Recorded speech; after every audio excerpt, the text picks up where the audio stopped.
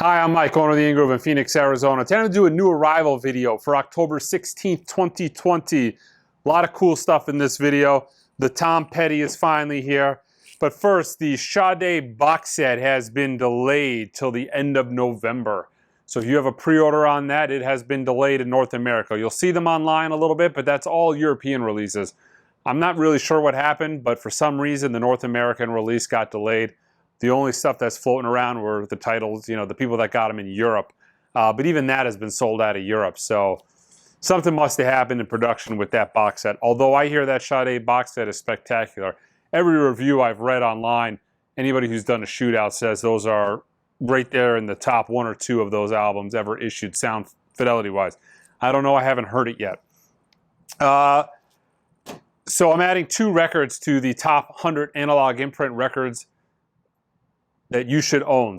This is a list that's maintained on the website. If you go to the website at www.theingroove.com, you can see it there.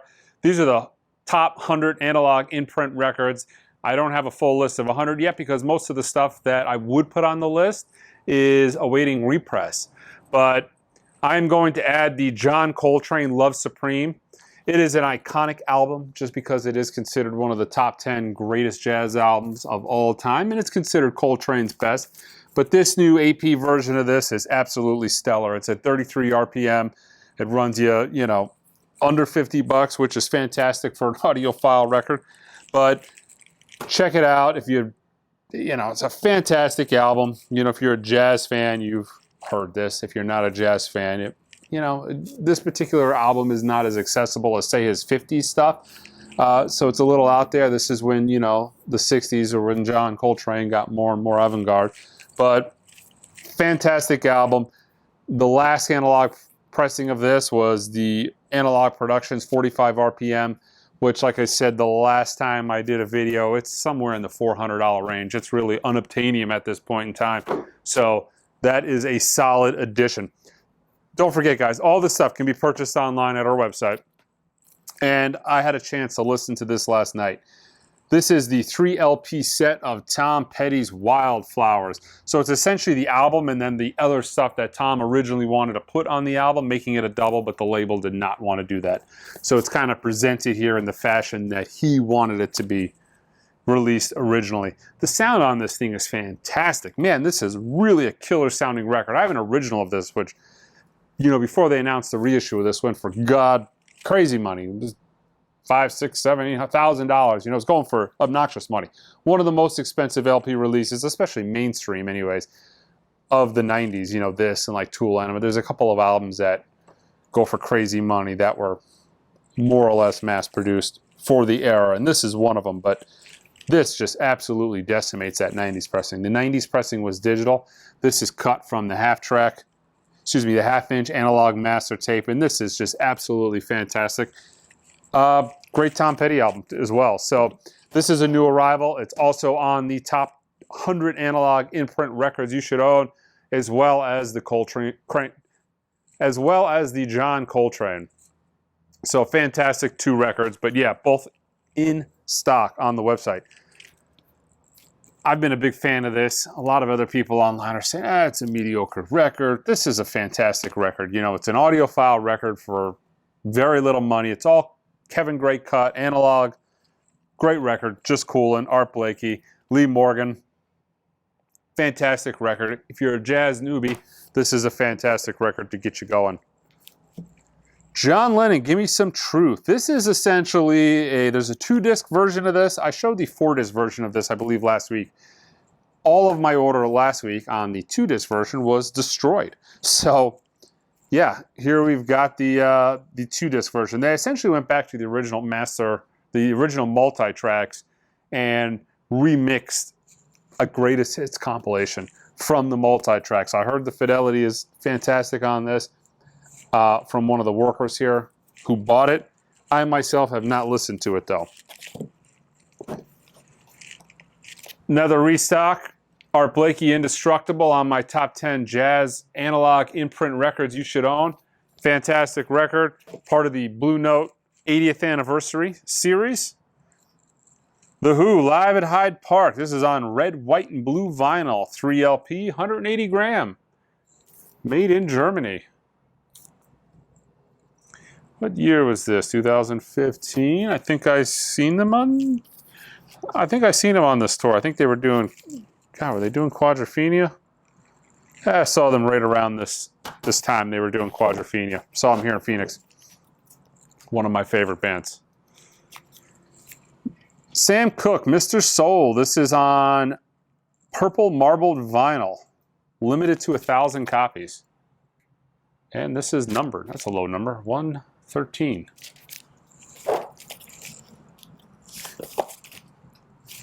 All right, I've got the new Deftones album back in stock. I've got the standard black vinyl. Actually, this is the gold vinyl, and this is the black vinyl. Both of those back in stock. Looking forward to this. Probably going to be one of the first records I listen to when I go home. Ella, the Lost Berlin tapes. Ella is fantastic live. You know, I've always dug her live performances. I thought I think, kind of like the Doors, I've always thought Ella Fitzgerald was significantly better live. You know, captured live as opposed to her studio stuff. Not that her studio stuff is bad, but this is probably going to be quite good. You know, this is, let's see, newly discovered music from Ella Fitzgerald. So let's see, this is a concert from 1962. The tapes remained sealed and unopened in their boxes for 58 years. All right, Charlie Brown Christmas with a lenticular cover. You know, this is an album that's been done to death for good reason. It's an iconic jazz and Christmas album. The lenticular cover is cool. The Velvet Underground, live at the end of Cole Avenue in Dallas, Texas. 1969. We've got Kraftwerk, live at the Tribal Gathering. I think this is like a broadcast recording. I'm not 100% sure. 1997. Live at a Tribal Gathering. Live at a Tribal Gathering. They were in Phoenix not too long ago, man, and I regret not going to that show. Everybody that I know that went said it was awesome, and it was at a real small venue. Bill Frisell, Valentine, really good album. Back in stock. So brand new release from Analog Spark. The Dave Brubeck Quartet, Dave Digs Disney. Man, I played this record in the store a couple times. This record is absolutely fantastic. You should own this record. Man, and I don't mean a few times. I probably played this 10 times in the last week because it's great. It's in the wonderful sounds of male vocals. I've showed the Christmas version of this comp, which is amazing. I've showed the female vocal version of this comp, which is amazing. This is essentially an audiophile sampler record.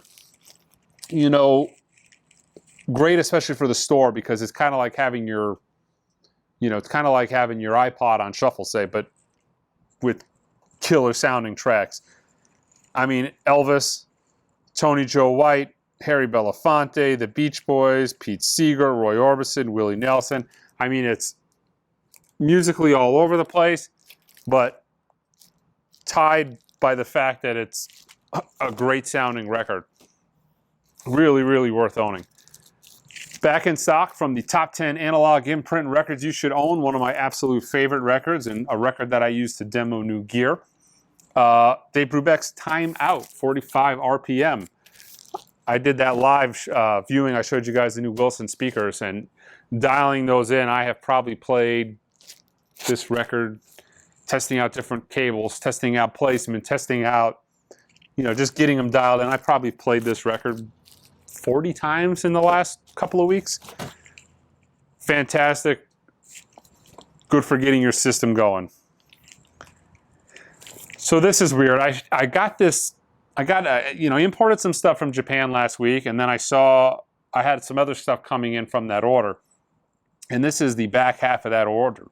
But this is Simon & Garfunkel, Bridge Over Troubled Water. This is the Mobile Fidelity one-step. So this is actually just a standard RTI Press Mobile Fidelity one-step. But I'm guessing the distributor over there imported this record went, made the book, made the obi, did the whole 9 yards. And because it's gone up so much in value, it made sense for me to import it back and sell it on the website. But yeah, this is from just the standard Mobile Fidelity one-step series, but kind of a limited run Japanese style. But all of these one-steps are just getting astronomically expensive. Every single one of them is over retail. And I want to say if you were to average them all out, they're probably on average 4 times retail. So they just keep going up. What is this? Japan Droids? This is a limited edition colored vinyl. I think this is the Indie exclusive. What is this? Dodorian? Probably butchering a lot of these names, but you know. Tommy Lee. This is an exclusive splatter vinyl. Oh, that's cool.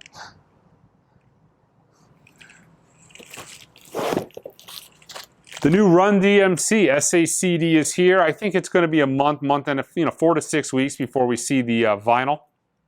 Also, on a side note for you guys that have pre-ordered the Mingus Ahum one-step, I'll have those at the beginning of the week, and they're going to be shipping. I'll be happy to get those out. Those are some of my oldest pre-orders. Those got affected by the COVID shutdown, so mid-print run, RTI closes. When they opened back up, they weren't making super vinyl because this is too time consuming. They wanted to get caught up. So, yeah. So this is a special picture disc of Danzig Sings Elvis. One of my customers told me this was great. Somebody on the comments last week said this record was horrible. My wife loves leopard print, so she wanted the record just based off the record, the print, and listened to it, and she actually loves the record, but I still have not listened to it.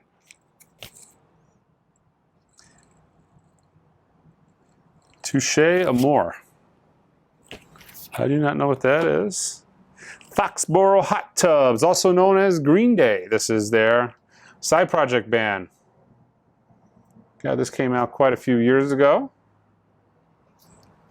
This is on, let's see, Psychedelic Green Vinyl. Some more of the splattered wax death titles, Human.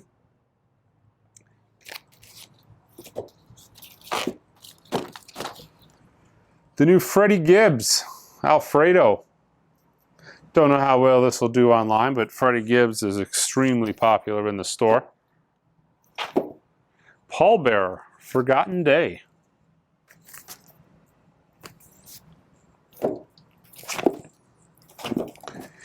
The Shatner Claws. Actually, I play this. This came out maybe 3 years ago, 2018, 2017, in that range. This is a splattered vinyl version. I got the green version that came out a couple of years ago.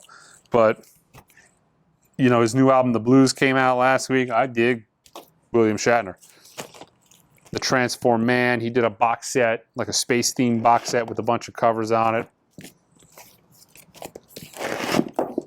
It's out there. It's not for everybody. Most people listen to it and they just laugh like, you know, what the hell's going on here? This is horrible. But, you know. They're doing a new reissue campaign on Mariah Carey's catalog. This is the first one in, her self-titled. I got a few of these. So this is a record. So Mingus, Black Saint and the Sinner Lady. This is the Analog Productions 45 RPM spectacular record.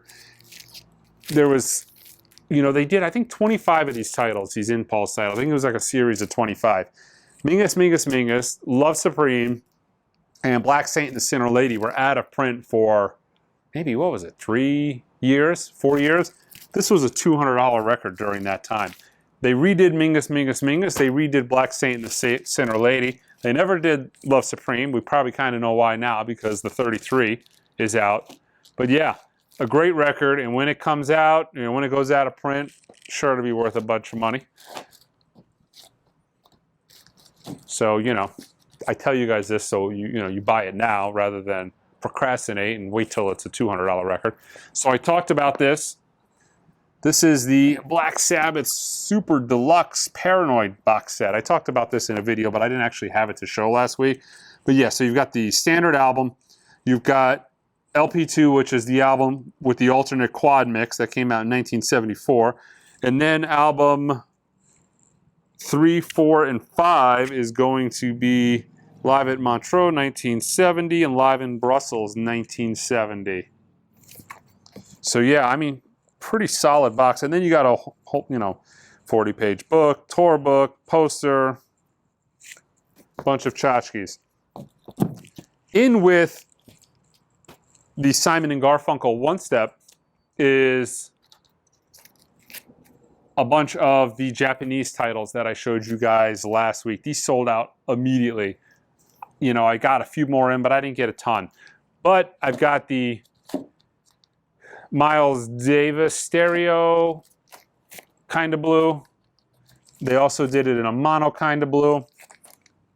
I listened to the stereo copy. I just listened to it as background music. I mean, it was really, really good sounding, but this was just in the store. I mean, I didn't give it any serious listen at home. It's a pretty cool series, Someday My Prince Will Come. You could see they replicated the tip-on jacket. It's the standard, it's not a gloss cover. It's exactly like it would have been. These all come in an alternate DJ sleeve with the OB wrapped around so you don't get any kind of seam splits. They did a good job on these, appearance-wise. Like all Japanese records, they're not cheap. Stereo copy of Dave Brubeck Time Out and the Bill Evans Live in Tokyo. Also, the biggest title, and I don't know why I waited till last, but the Tom Petty Wildflowers and All the Rest. This is the 9 LP Super Deluxe box set. There's a 7 LP box set I have online, but the 9 Deluxe box set is pretty unique because it's an indie store exclusive. It's not something that you can go online and buy unless it's from an independent record store. So it's a little bit more money than the 7-disc LP set, but I think that's the one to get. And the reason being is the stuff that you can get anywhere is going to be really, really common. The ones that are exclusive to indie stores, like all records, the indie store exclusive stuff tends to be a lot rarer, because it's not something you can get online, for most locations. I listened to the 3 LP box. I have not listened to this. But yeah, this is pretty much a massive amount of stuff that's included in this 9 LP with a real nice fat book you guys can see there. But I got a limited amount of these. I don't know if I'll be able to replace these. The indie exclusives are weird. The indie exclusives tend to be a one and done, or they tend to stick around a little while. You really ultimately don't know how many of those they make. Now, the 7-disc LP set, the standard 3-disc LP set, those will probably, I envision this is going to get phenomenal press. This is something they probably didn't make enough of. They're going to sell out maybe in a couple months or a month and a half. You'll see another repop of these and they'll be back in print. Same thing with the 7-disc LP box. The 9 LP Super Deluxe, who knows? Indie store exclusives are weird. Sometimes it's indie store exclusive. I order it one time, I never see it again. Sometimes you can order them 2 years after the fact. So ultimately, I do not know. But yeah, actually I did listen to this Run DMC SACD, and it's quite good. I've got a lot of high hopes for the vinyl. The SACD is only limited to 2,000. The vinyl, I want to say they're doing 3,000 of them. It's a double disc 45. I got them on the site for pre-order, but this is solid. This is an album that I never remember sounding that particularly good. It's been years since I've heard it, but everybody in the store, we played it, and I just played it on the CD layer. I don't have an SACD hooked up into the main stereo system here. We're pretty much primarily a vinyl store, but it sounded solid. The CD layer, that sounded actually really, really good. But yeah, check out the website, www.theingroove.com. Most of all this stuff is on the main page. All right, guys, don't forget to subscribe to my channel, and until next time.